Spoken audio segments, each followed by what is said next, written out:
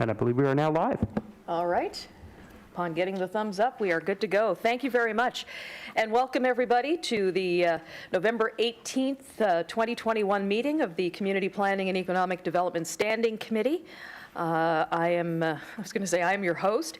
I'll be the chair for today, Lisa Blackburn, and thank you all for attending. And starting off just quickly with a quick thank you to Councillor Lovelace for providing these beautiful white ribbons in recognition of the White Ribbon Pledge, and the pledge never to commit, condone, or remain silent about violence against women and girls. So thank you so much for that.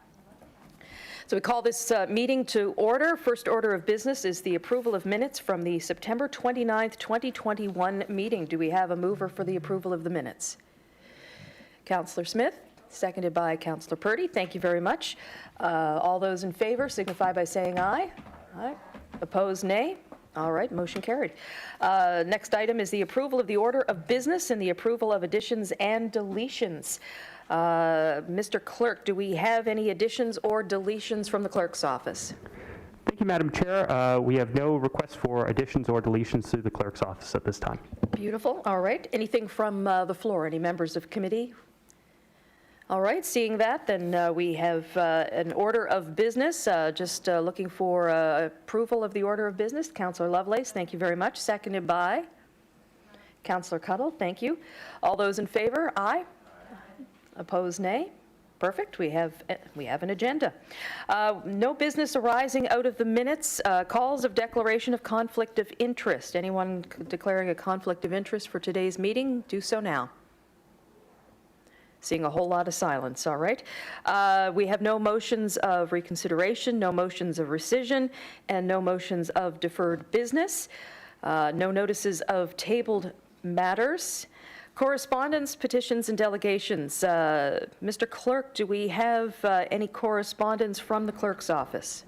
Thank you, Madam Chair. Other than the correspondence related to the presentation, we have no correspondence to circulate to Standing Committee as of this time. All right, and no petitions from the clerk's office as well? No petitions as well. Beautiful. Any petitions from the floor?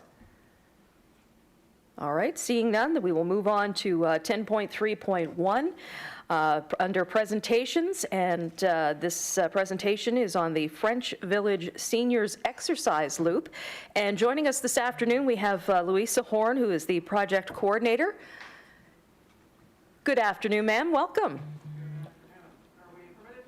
Please, yes, you can take off your masks while you're speaking, and we'll just get you to adjust your microphones there. Hit the button, and when the light goes red, you know that your microphone is on.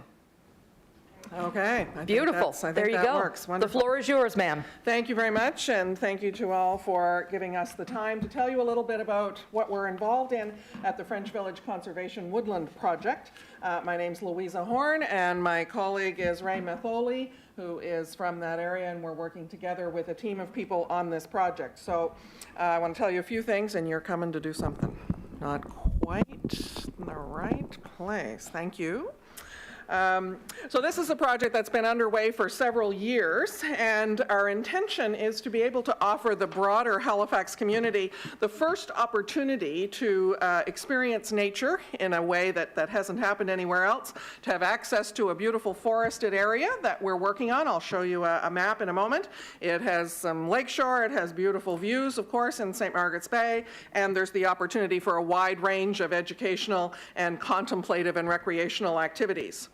This really grew out of a recognition of the need for additional physical activity opportunities, particularly for seniors and others who've been somewhat vulnerable during the last year and a half with not having as many opportunities for recreation, and as well through conversations in the community to explore things that would be of use, things like a meditation garden and other types of nature experiences.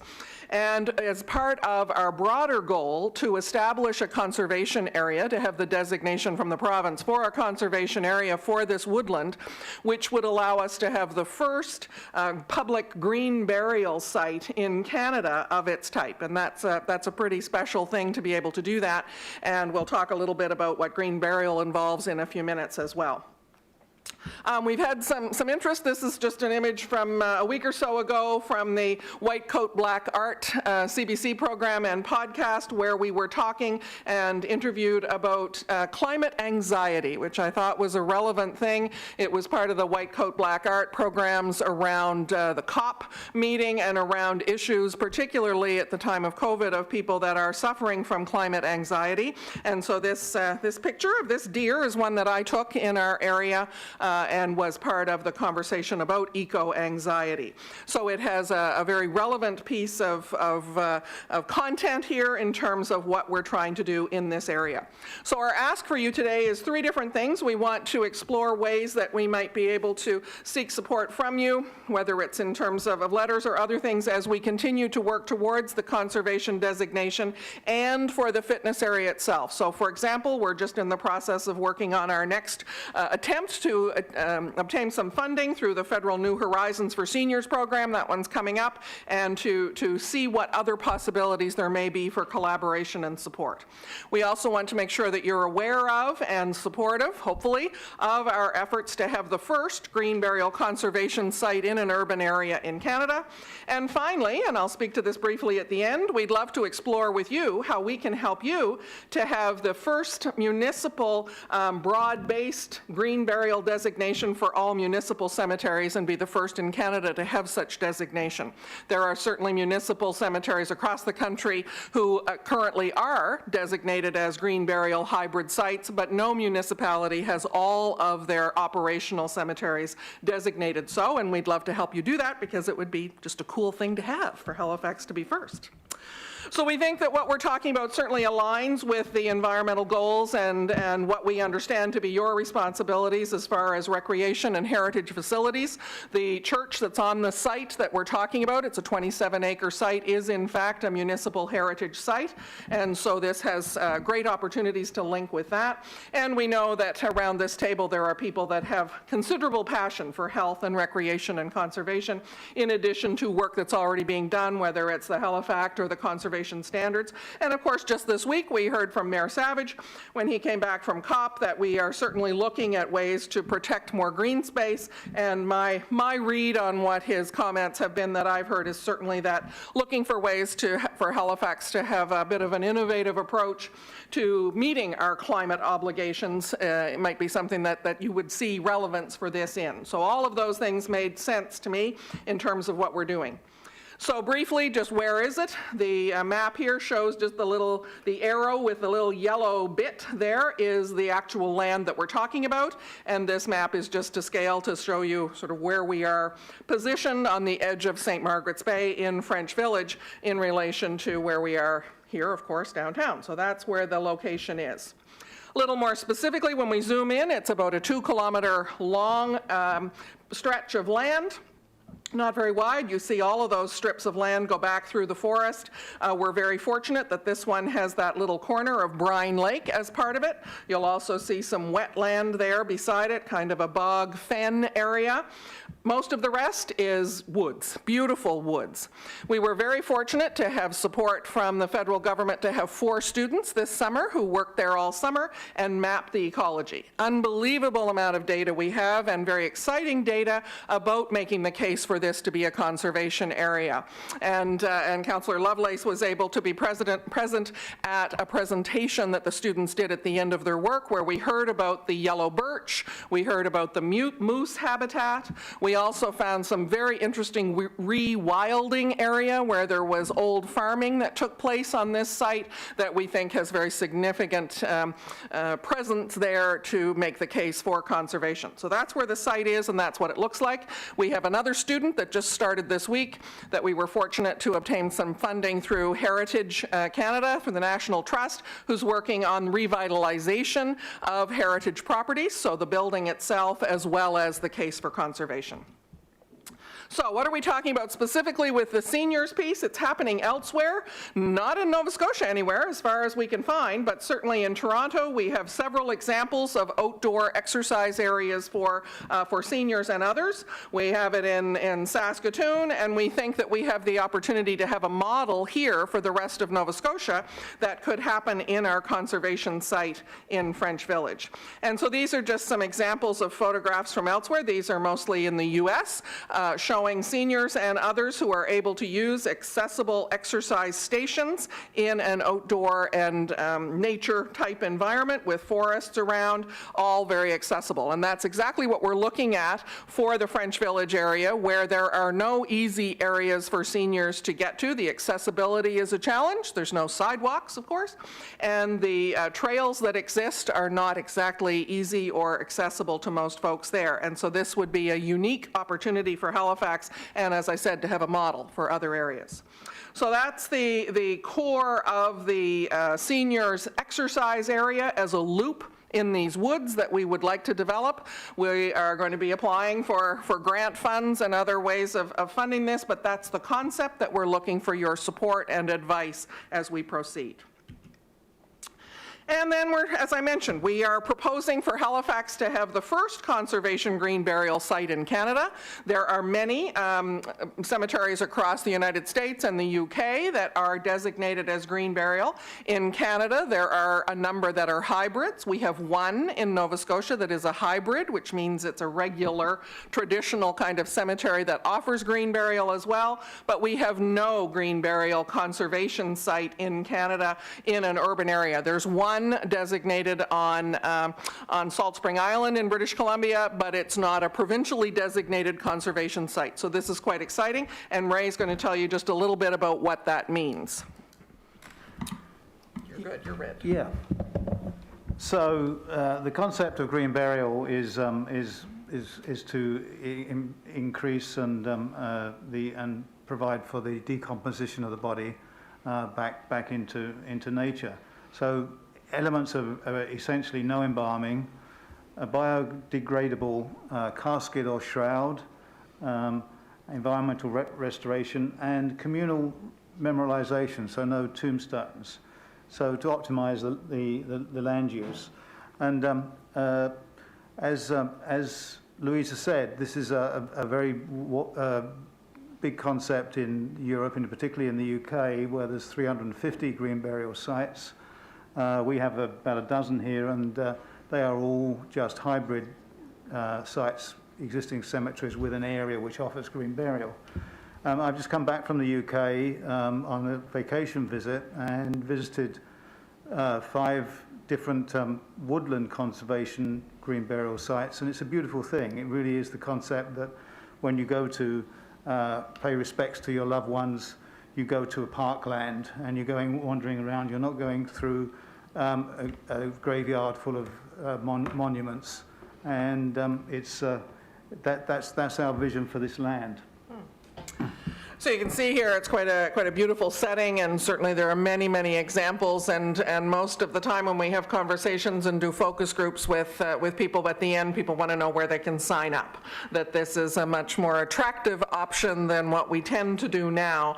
And having made decisions all through our lives to recycle and to do everything we can for the environment, it only makes sense that the last decision we make also be to support our environment and not be putting toxins and not be doing things that limit the use of the land, or to have the opportunity to go somewhere where you would actually spend the afternoon, as opposed to what you might do once a year to go and put some flowers somewhere and away you go. This is a conservation area first that has many activities, such as the seniors exercise loop, a play area, activities at the lakeshore, many possibilities, with this being one of them. And then finally, from a presentation perspective, we think Halifax could be the first Canadian municipality to have all of its operational municipally owned cemeteries certified as green hybrids. Hybrid meaning it is a traditional cemetery but has that option. And so my understanding is there are 3 that are still operational from the standpoint of having spots available. And so we would love to work with you to look at how that could have a hybrid green designation.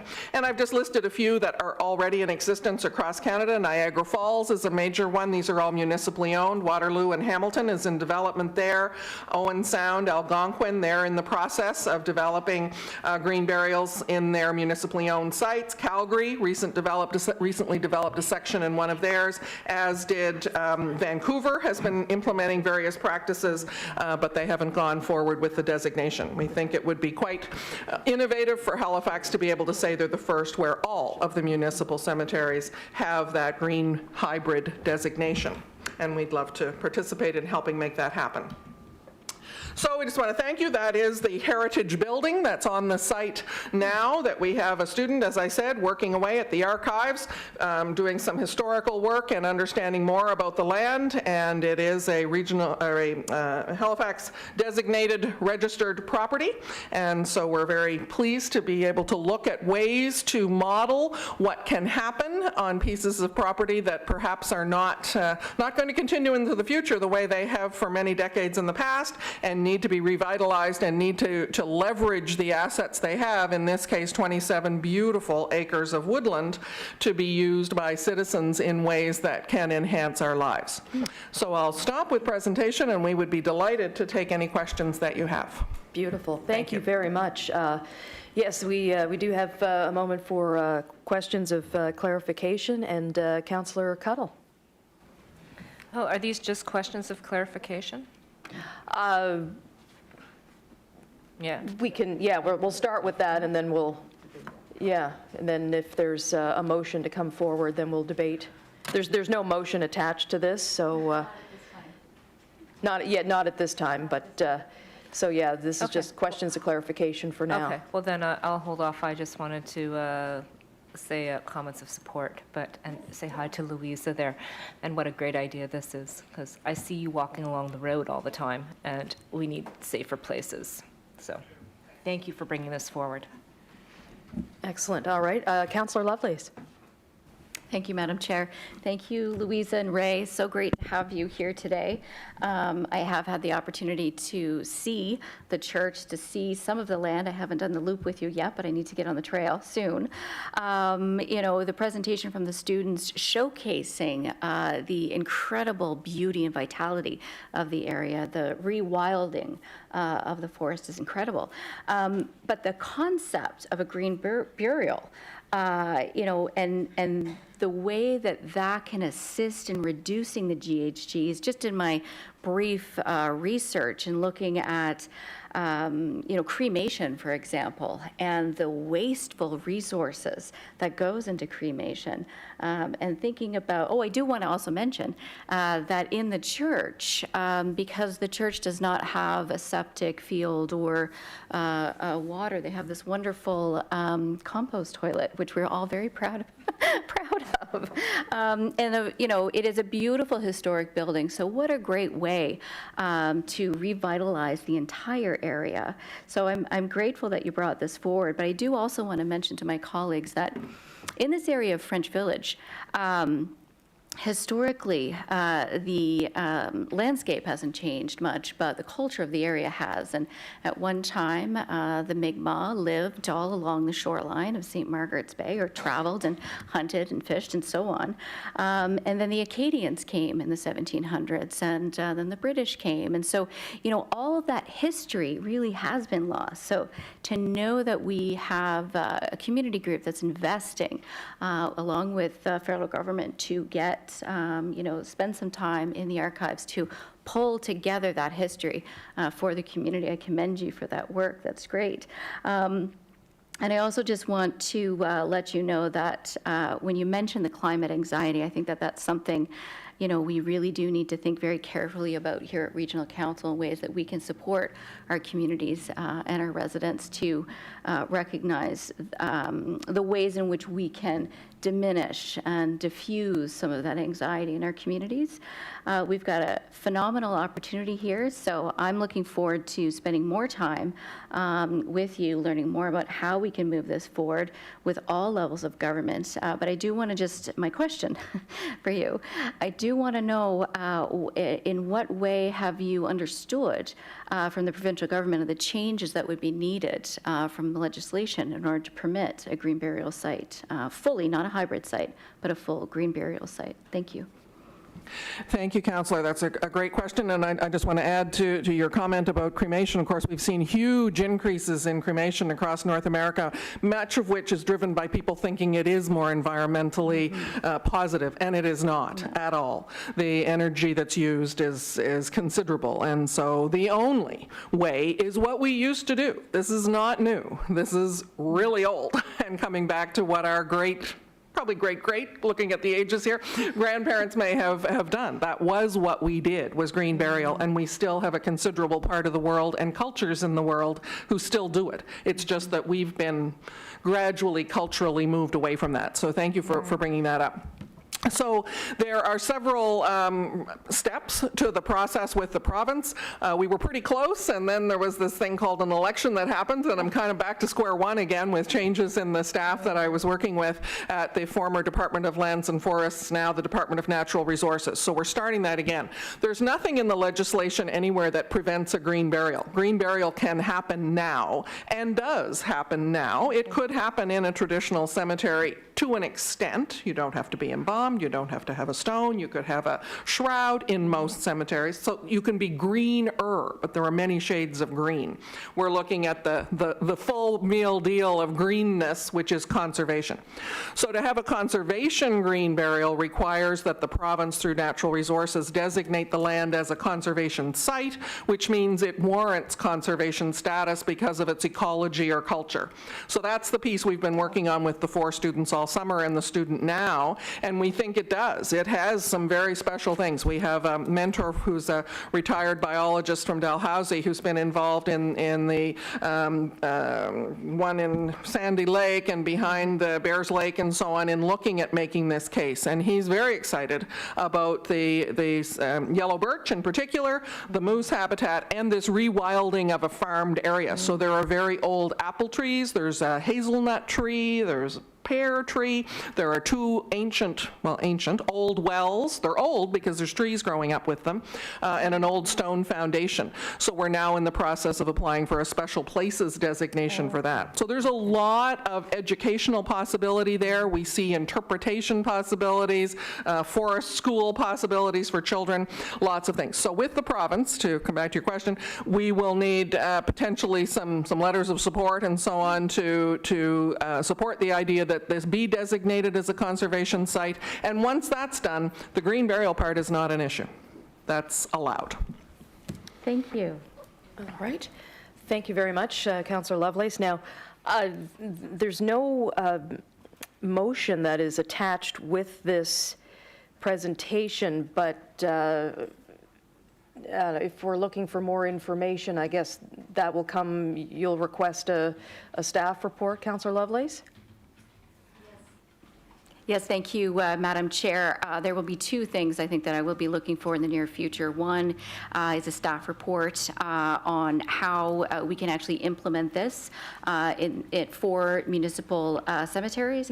The second thing, of course, is to get a letter of support from Regional Council to the province in regards to the conservation area. Okay. Thank you. So then, from a procedural standpoint, there's no further action that's required right here, right now? Okay. So we'll look forward to seeing those motions coming forward in the near future. Thank you very much. And thank you so much for the presentation and for joining us this afternoon. Much appreciated. Thank you.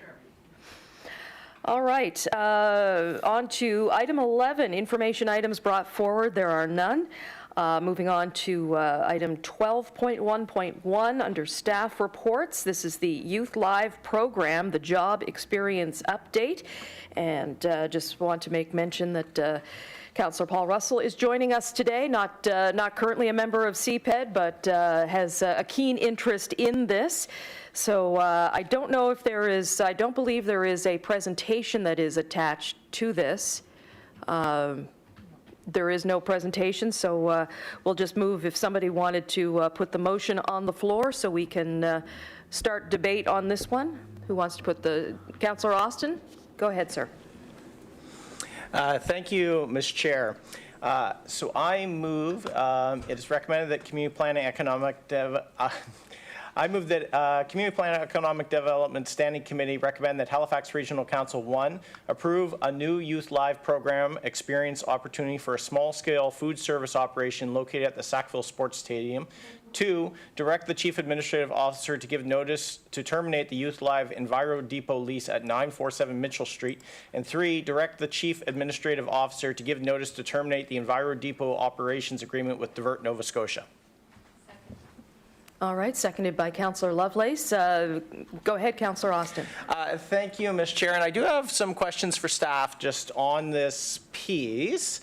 My main question, I mean, from reading the report, having had a chance to talk earlier, you know, I'm supportive of what we're doing here about Mitchell Street and the Enviro Depot, not necessarily providing the right opportunities, and Sackville Sports Stadium is a wonderful addition. My concern would be just what this means for access, because now we're talking about Sackville and St. Margaret's Bay. I imagine a lot of the program participants are coming from places in the core.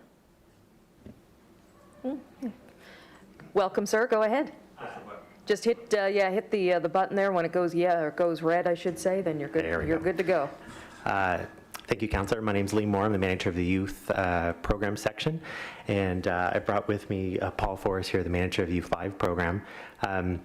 Through the chair to you, our participants definitely come from all over the city, and part of the job experience piece is definitely working with them on wherever they do get a job, they may need to travel. So there is a little bit of that piece I just wanted to mention, but there is mostly some in the core, but we kind of felt there's some synergies that happen with the Sackville Sports Stadium and try to take advantage of that that kind of opportunity to kind of move forward. And when it comes to the youth in the Sackville area, we really figured it's just kind of a next step. It's something that's kind of an underserved area. And there is synergies with the Den that's there as well, the multi-service youth center. So there's a kind of a lot of things that align there, but this is really like the first step is kind of what we want to expand into now. The program is over 25 years old now, and it's kind of like, this is the first time we've gone, okay, like that doesn't work anymore based on the feedback from the youth, and we really want to try this out, and this would really be our first kind of area to expand into and really, you know, give us some time to kind of work out the kinks where it is so brand new, and I think it is our intent to expand further past that. Yeah, so I appreciate that, and the change that you're trying to make there. I think food services is going to be a much more attractive program, and you know, connecting to the Sackville Sports Stadium, I mean, I think it's a natural fit. The concern I just have is if you're a youth at Uniacke Square or Mulgrave Park or in my district, Demetrius Lane, getting over to Mitchell Street versus getting out to Sackville Sports Stadium are very different things. And so I'm concerned that do we end up losing some of the participants, right, that really need a program like this, as much as it's a really good thing for Sackville to be expanding out there, because I'm sure there's kids in Sackville that will be able to take advantage of this, but I think we're potentially locating this further away from some of the real high-risk pockets in the municipality. So I'll see what my colleagues have to say, but I like what you're saying about, you know, that this is maybe a jumping off point, but I think as council, I personally feel like there should be an amendment to this to ask for that supplemental piece so that we get that back in the future once you've maybe had a year under your belt in terms of program expansion options, because I think by only offering these out in the suburban areas, we're leaving a whole pile of kids potentially that could really use this program in a place where they might not be able to take advantage of it. So I'll see what my colleagues have to say on this. I see Councillor Smith's on the board, so I'll sign off and circle back with an amendment. All right, thank you very much, Councillor Austin. Councillor Smith, go ahead, the floor is yours, sir. Thank you, Ms. Chair, and thank you both for being here. Great to see you in person. And I agree with the comments that Councillor Austin made. Being the age that I am, actually all of my friends who I grew up with, except me, participated in Youth Live program. The only reason I wasn't part of it is because I was working at the North Branch Library at the time. If I wasn't, I would have been in Youth Live. So all that to say is I know there's a huge group, and there's still many. I could name probably 10 people that if I said their name, you know who they are, that were part of Youth Live in the last number of years. So I agree that, one, I think Sackville should have some priority because it hasn't been served in the way it could when it comes to youth. But I know there's a ton of young people who, even from Coal Harbor area, who will not be able to get to Sackville in the way that they should be able to. So I'll support that supplementary of what can be done to maybe there's two, maybe there's a smaller satellite that's in the Zatman or at the Forum or wherever we have access. So yeah, I think it's great that you're doing a reassessment of a 25-year-old program, but also just want to make sure that we're not reassessing and leaving some folks behind that definitely benefit from being part of the program. So support that and grateful that taking a step back to do that reassessment. So thank you. All right, thank you very much, Councillor Smith. Councillor Cuttle. Thank you, Madam Chair, and thank you, staff, for writing this report and the work that's gone into continuing this really important project. I just want to make a comment. When we say things like suburban versus urban pockets, I think we got to think about our municipality as a whole and just be careful around our language. I look at Spryfield, that'd be considered suburban. It'd actually be harder to get from Spryfield to Sackville than it would be from downtown Halifax, require many more bus exchange routes, and there's a huge pocket of kids in need in Spryfield as well. So I just think that we need to be more inclusive when we're talking about projects that are actually talking about issues of equity and inclusion. And I would love to see more opportunities.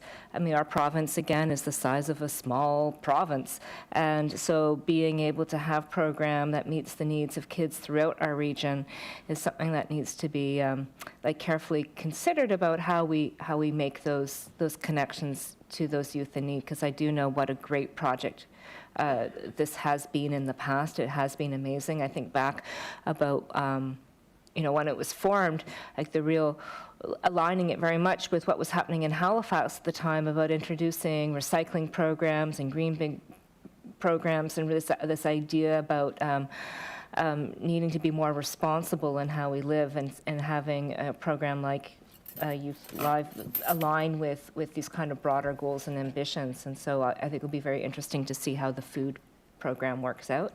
But I too, in that supplementary report, would like to see how we make sure that it's accessible to all kids from all communities across our municipality. Thank you. Thank you. Councillor Lovelace. Thank you, Madam Chair. Thank you so much for this discussion. I really appreciate all the work that has gone into Youth Live over the years. Many moons ago, as I was saying to Councillor Russell, I was involved with the Multicultural Arts Resource Center as it was being built by the youth, and some of the folks were coming from the Youth Live program. So it was really cool, to see how much they had learned and the mentoring that took place in those early days for them. So it's great to see this program up and running still and doing great work.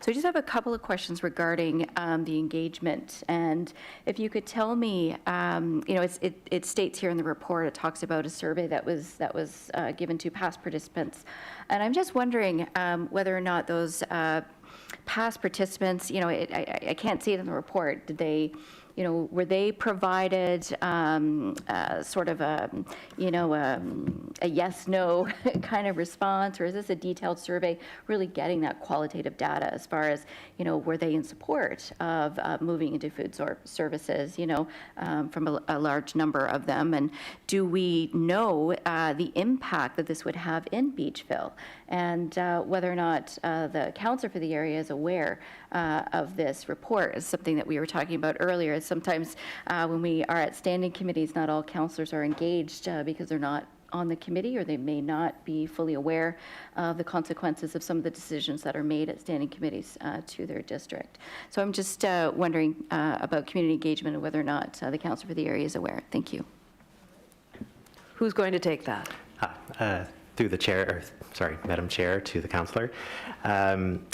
So we're in an interesting spot. I used to be the manager of the Youth Life program, and then Paul's now the manager of the Youth Life program. So when we kind of go, who's going to take it? It's really, so I started the process just before the pandemic of kind of re-examining things. And I realized back then, after the 20th anniversary of the program, that I'm like, things haven't changed. So to answer your question about kind of what was done with the youth, myself and a couple other staff actually reached out to a lot of past youth. So it wasn't a yes/no kind of quick thing. It was more of a conversation. So we went back to the past, if I remember correctly here, like 100 youth of the programs, going back as far as I think 2013, 2012, 2013, and really looked at where are you now, how did the program help you, what was one thing you think you were missing, and a slew of other kind of questions, just to kind of find out kind of what were they looking for that we might have missed, but also what were the really good things that they really liked about the program. And of course, since 25-year-old program, a lot of their attitudes and things have shifted over the years to be, it's less of a, they're in the program because they want to do labor and they have a criminal past, and it's more of a motivational thing now is, they don't know how to get a job, they don't know how to keep a job once they're there. So things have shifted. It's not, it's still a mix of youth with some criminality, some just people just lack of motivation that kind of pushed into the program. But we see good success with that. The only other thing I'd say about Beachville is, so the Beachville location that we have a warehouse out there will be staying. So Youth Live will still continue on with the green card program that we run there. I shouldn't say there, but the delivery repair of the green cards within the entire municipality. That is one thing that the youth said they really do enjoy. And part of it is, and as I kind of dug deeper into the conversations I was having with the handful of youth, they really enjoy that you're working on something, you can travel for a bit and you kind of relax, and then you get some conversation time, you get a little coaching from the staff, and then you're doing something, so it's not as fast paced. But at the same time, the Enviro Depot was just a little too labor heavy. So, I do believe from the survey, oh my goodness, I wish I could remember the exact number, but it was like 70 to 80% basically said the next step after when they left Youth Live was a food service industry place. So that's kind of where we were like, and then of course, I point back to Greg McIsaac back there when just things aligned really well, and we're like, okay, I think we can give this a try, right? And kind of go from there. So Thank you. All right, thank you very much. Councillor Austin. Thank you, Ms. Chair, and thank you, colleagues, for the comments on this. So I would like to amend the recommendation to add a number 4. I think, Simon, I think you've got it now. So my number 4 would be to request a supplemental report on options to expand the Youth Live program to additional locations, including one in the urban core. Options to consider for food service, but not limited to, include the Zasman Sportsplex, Forum, and Public Gardens. All right, so we do have we have an amendment on the floor. Is there a seconder for that amendment? Councillor Purdy? Second. Any debate on the amendment? Just, if I may, Ms. Chair, briefly? Sure. Thank you. I mean, I think I take Councillor Cuddle's point, and so I adjusted the language here to be additional locations, but I still think we do have to mark out the urban core. We have pockets there of deep generational poverty, and if you want to break those cycles, you need to have the programs in place to deal with that. And I think it's fundamentally different because, we have an existing program on Mitchell Street, deep in the South End, on transit, very accessible to many of these communities. And that's moving, that's leaving, and is going to a place that's harder to access for many of those groups. So I think there is I think the supplemental does have to clearly note that the urban core, I would like to see anyway, an urban core option. But if staff come back and there's other suggestions in terms of recommendation, I mean, I always like to try and leave things open-ended because goodness knows I don't know everything. It's much better if we get a more fulsome advice. So that's where I'd like to go with this. And so I think adding a 4 to get a report back on the program on what we can do in terms of additional spots would be useful. Thank you. All right, thank you. Anybody else wishing to speak on the amendment currently on the table? Seeing no other speakers, call for a question on the amendment. Question has been called for. Now, this is our first meeting since we've been in chamber, so I don't know, do we use the handy-dandy computer, or is it just no, we're not that formal here. Okay. So all those in favor of the amendment as presented and debated signify by saying aye. Opposed, nay. All right, so the amendment has been accepted. Councillor Russell, you're wanting to speak to the motion as amended, sir. Go ahead. Absolutely. Thank you very much. Thank you, everybody, for your support of this motion so far. I appreciate all of the conversation that has gone into it, and I certainly appreciate all of the work that has gone into the investigation of the concept and putting Youth Life there and developing the scenario for this area to be able to proceed in the sports stadium. It is a gap in service that is absolutely needed there. So thank you very much to, well, everybody here, plus everybody else who has helped put it together. This is going to be a huge benefit for Lower Sackville, and I take your point that it is difficult to get to Lower Sackville in some areas, or in some ways, and would suggest that we need to look at some of the other systems within HRM to allow people to get around. Transit, of course, is high up on that list, and just make sure that we allow for better opportunities for people to get from anywhere to anywhere. Having this type of program in areas in addition to Lower Sackville would be phenomenal. Want to make sure that it is not an urban versus rural thing. There are challenges getting from somewhere to somewhere else all over the place. There is deep generational poverty all over the place in HRM. It is not strictly an urban issue. It is a rural issue. It's a suburban issue. We see all sorts of things that are happening in the urban core that are also happening elsewhere. And it would be nice to see more of the services that are available in the urban core available elsewhere as well. But for this one, again, this is a great opportunity. This is an absolute need at the sports stadium and for Sackville High, which is right next door. And once this is operational, I'd like to invite everybody in the room, as well as the councillors that aren't here, to be able to come out to Sackville and experience this. And I'm looking forward to it. So thank you very much. All right, thank you very much. Seeing no other speakers on the board, I guess we'll call for the question on the motion as amended. Question has been called for. All those in favor signify by saying aye. Aye. Opposed, nay. Motion is carried. All right, thank you very much.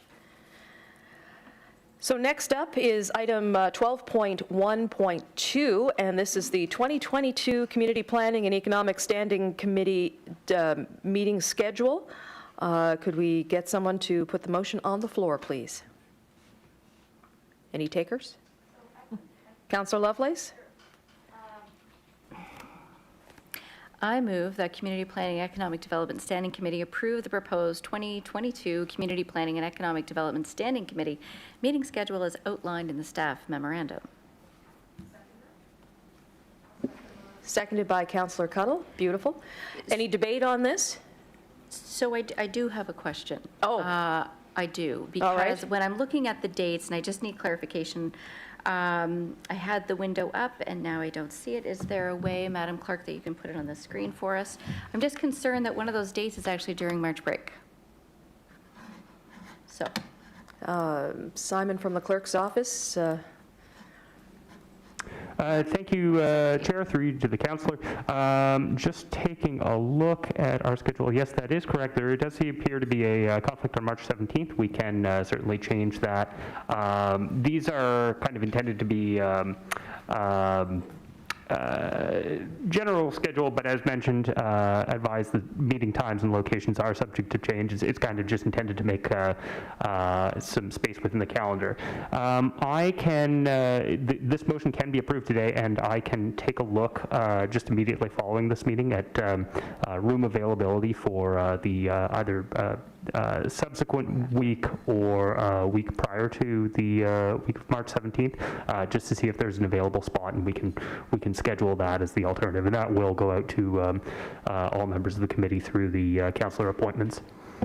All right. Does that work for you, Councillor I Laplace? think it does, absolutely. Perfect. Thank you. All right. Councillor Cuttle. Thank you, Madam Chair. Yeah, I'm just noticing that these are Thursdays at 10, right? I'm guessing that we're looking at other committees, because we did have appeals on Thursdays at 10, and then we had to move those because those of us on the Water Commission often have meetings on Thursdays at 10, and so we were getting kind of a lot of scheduling conflicts. I'm just wondering, we didn't approve a calendar for appeals today, so I don't know if that's changing, and I don't know if the Water Commission has been consulted on this. I just want to make sure I don't run into these conflicts again. Thank you. Thank you, Madam Chair, through you to the committee. We do attempt as much as possible to coordinate amongst ourselves within the clerk's office for boards and committees of council to make sure that we do have consistent schedules, no overlaps as best as we can. Where there are potentially external boards and committees, where those agendas and scheduling is done externally, we unfortunately don't have a lot of access to that information, which does make it challenging. Where we notice there are consistent scheduling issues, we kind of rely upon members to communicate those to us and to give us the ability to be forward-looking and to schedule those accordingly.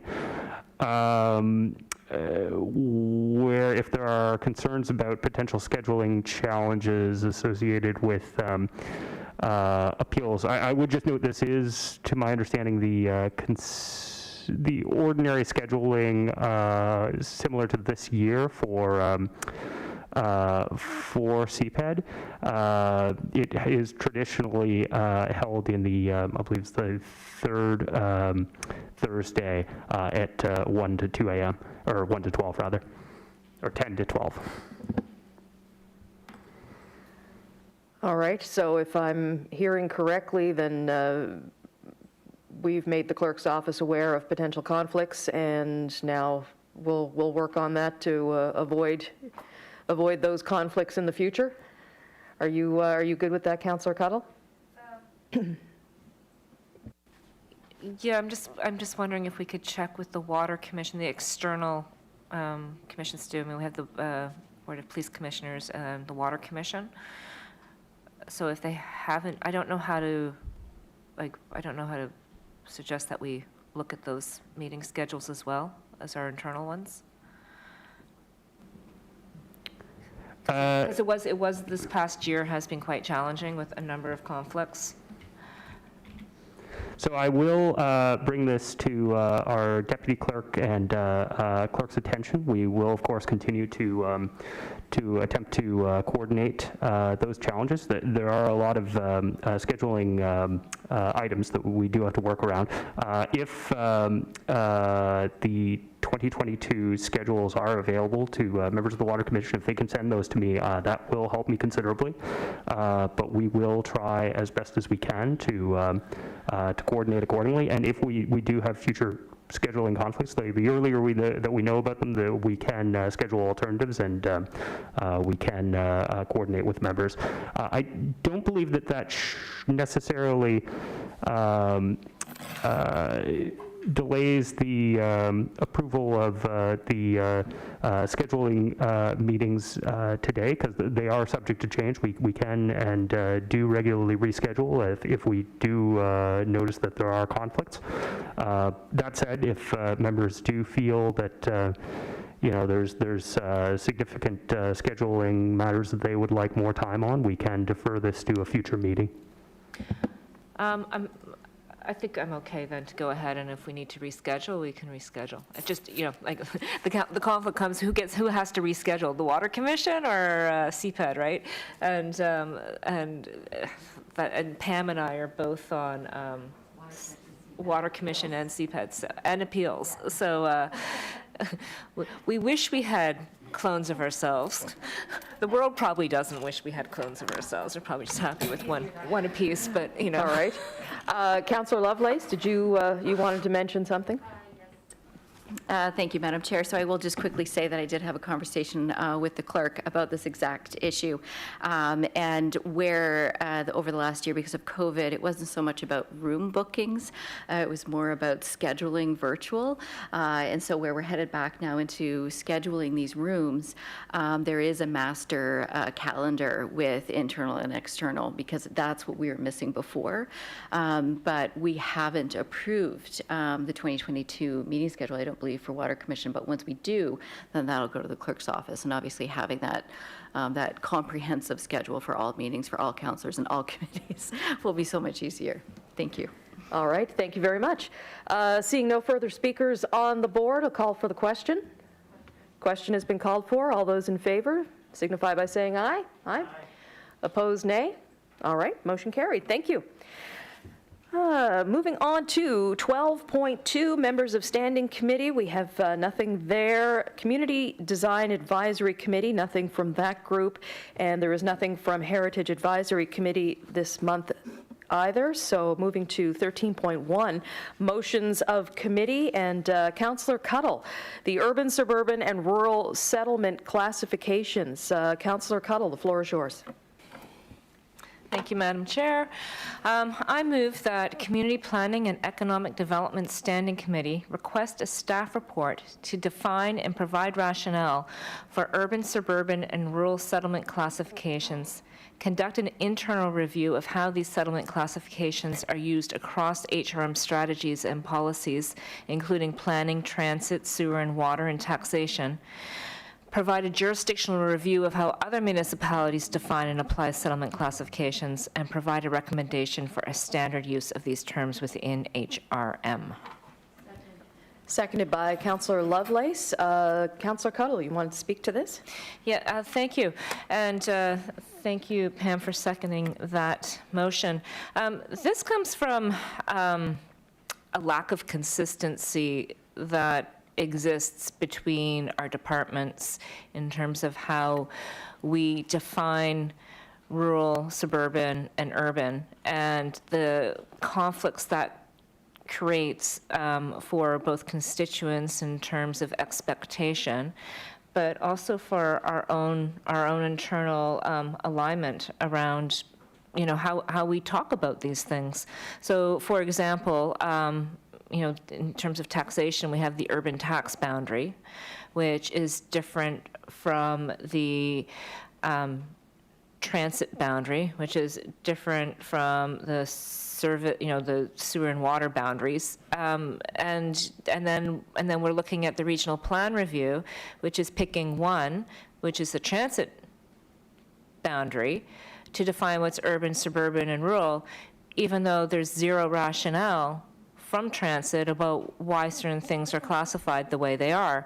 So, my primary concern comes from, as we're doing the regional plan review, that we start to align our taxation boundaries, our transit boundaries, our community boundaries with common language, common rationale, and common expectations around access to services, for example, or taxation rates. So I thought this would be a good place to start, that if we can look at how, how do you define these things, and what is the rationale behind them, we'll have better policies down the line through all of the departments which use these terms. All right, thank you. Councillor Lovelace. Thank you, Madam Chair, and thank you, Councillor Cuddle, for bringing this forward, because this is something I've been thinking about. In a rural district that has a teeny tiny bit of transit and a teeny tiny bit of piped water and absolutely no septic, or sewage line, I should say. It's been very frustrating to understand where that jurisdiction actually lies and what the criteria are. So if you don't mind, I would like to recommend, as you read this, I thought I just have a couple of friendly amendments. Hopefully you'll consider them friendly. And what I'm thinking about is where we talk about the jurisdiction. So let me just find this sentence here. Of how these settlement classifications are used across HRM strategies, policies, including planning, transit, sewer, and water, awesome, taxation, great.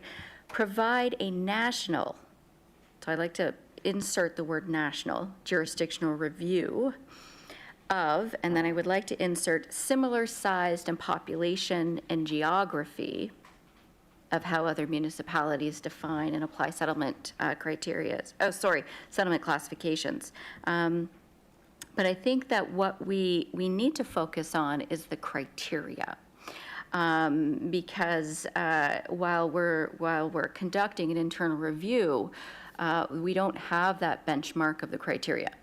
So I think what we need to dig out here is an internal review of criteria, if we can insert that into the motion. I think that would be really beneficial for staff then to really drill down specifically what are the individual things that we're specifically looking for that do define this area as rural, this area as urban, and this area for suburbia. So I'm just wondering if the councillor would find those amendments friendly. All right, so we do have some proposed amendments on the floor. Councillor Cuddle, do you consider those to be friendly amendments? Consider those friendly amendments. All right, so we'll fold that into the motion as presented. Councillor Austin, you wish to speak on this? I do. Thank you, Ms. Chair, and thank you, Councillor Cuddle, for bringing this forward. I mean, it certainly at times does feel like a bit of a dog's breakfast in terms of when we use one term, when we use another term. So I think putting some thought behind, like, well, what do we exactly mean, especially right now with the regional plan review underway, because whatever we decide is the appropriate way to talk about communities, to me, that would be the place to embed it in the regional plan, because then everything else is supposed to flow from the decisions that are made there. The only caution I'd have just on a jurisdictional scan size, I mean, I think I'm trying hard here as I think about it. There are very few places I think that are analogous to HRM in terms of like we're a giant rural county with a city in the middle of it as well. Most places, most municipalities across the country are, maybe it's a rural county with some towns in it, maybe it's a city, but to find all three in one is a pretty unique situation. And so some of our classification actually might need to be more made in HRM than anything else, just by the nature of the beast that we are. The other thing that I'd want to caution, and I'm not sure, Councillor Cuddle, if this is what you meant when you were speaking to transit, but I would agree, like, okay, so water maybe goes here, or maybe there's not sewer that's going on this one. In this area there is water and sewer. Here the transit's going. But I heard you say that transit, that there wasn't good rationale for why it's here or there. I mean, I think there is rationale. It's not necessarily rationale maybe that we all like, but I mean, I'd be reluctant to say, well, it's just kind of random why these decisions have been made over time.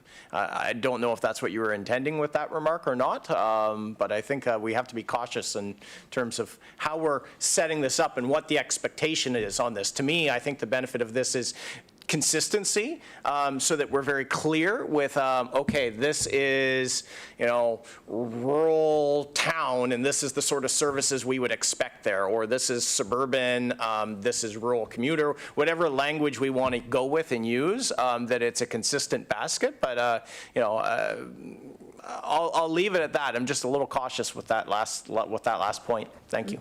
All right, thank you, Councillor Austin. Councillor Cuttle. Thank you, yes, Councillor Austin, some good points there. Did I say random? If I did, I don't think I meant random, but there is no rationale. So if you do, well, but not for a definition of what is rural. There, from transit, I've asked, there is no definition. And so, I mean, where this stems from partly is from Purcell's Cove, where they've carved out a chunk that is obviously not rural and called it rural, and then used that to defend their decisions around transit service. That if they have a rationale for the transit service, that's fine. But what happened after that is the regional plan review came along, and on their map, they carved out Purcell's Cove as rural because they were following the transit boundaries. So all of a sudden, you see a layering of policy based on a policy that came before that had no good rationale for what defined rural. And I think that's where we would start to get ourselves into some issues. By no definition is Purcell's Cove rural. It's not rural. so that's why I want some clarity, so there's an alignment between all of our strategies, our discussions here at council, and we don't have to keep revisiting these issues on these kind of points of what defines a place as being rural, suburban, or urban. Also, I think you're right on with the regional plan review, because we're also not just looking at what exists today, but in the regional plan review, we're looking at what's coming in the future as we plan. And so where something might be considered rural now, it's really very much working on a concentric ring model where we have an urban core, suburban, and rural. When you have a municipality the size of HRM, and you're quite right, and when we do that national jurisdictional scan, we'll see how unique we are in that regard, and how we do need a made-in HRM model that might recognize a place like Musquodoboit now is becoming more suburban. I don't know. I'm going to leave that up to the information that we find.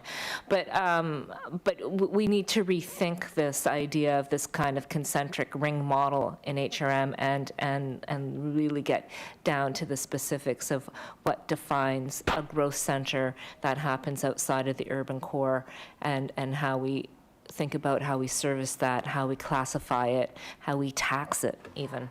So that's really where I'm going with this. All right, thank you. Councillor Lovelace.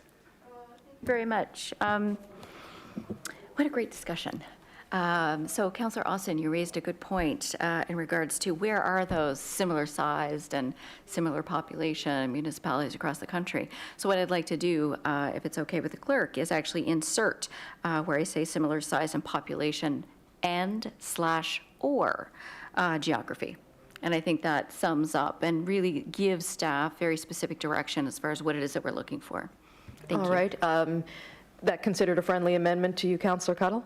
Friendly amendment to the friendly amendment. All right. Perfect. So we'll fold that into the motion as well. Thank you, Mr. Clerk. Councillor Austin. Thank you, Mr. Chair, and thank you, Councillor Cuttle, for the response there. And I will say mea culpa, you did not say random, you said rational. You're right. So, kind of a funny place to be criticizing someone else's language and then being tagged out on your own. So the only reason I'm wading in, right? Like, if the goal of this is to make sure we're consistent about what we're talking about, then I'm on board. If the goal of this is, well, let's reclassify Purcell's Cove because I want to bring the bus back there. I mean, I think that discussion about ridership and everything is more complicated than let's just apply, this classification on this community, therefore it is getting X level of service. Each community and each needs they're unique, right? And I don't think it's as simple as like just putting a label on a place and then therefore it gets, you know, XYZ. I mean, I think it could be considered for XYZ, but whether or not we actually, whether it makes sense in that local context to provide those services is more so that it's a deeper discussion than just what the classification is on a map. Thanks.